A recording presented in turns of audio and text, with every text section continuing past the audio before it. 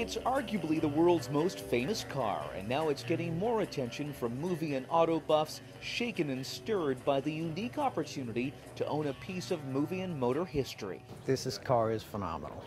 You'll be using this Aston Martin DB5 with modifications. The 1964 model appeared in the Bond films Goldfinger and Thunderball, and it's had just one rather reckless driver, Sean Connery, who used the car's defenses, like the smokescreen and oil slick, to confound his enemies. The correlation of this car with the character of James Bond was absolute perfection in cinema. The character was sophisticated, powerful, elegant, and somewhat deadly, and so is the car.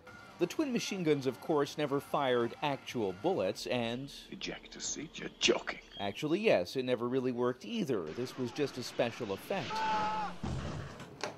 Since 1969, the car's been owned by Philadelphia radio tycoon Jerry Lee.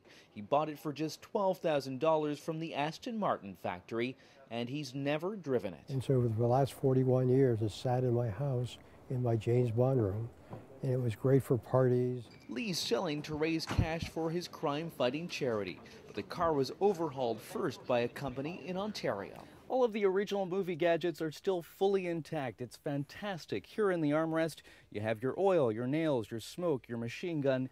Of course, you'd have to be as rich as a supervillain with a stash of gold bullion in an underground lair to afford all this. It's expected to fetch at least $5 million at auction, a tempting buy for some high rollers. This is a good collector's car. I'm sure we'll probably have a think about it tonight, but I think it's going to make a lot of money. Possibly more than any vintage car ever sold. The price for what many say is the greatest movie car ever. Stuart Greer, Global News, London.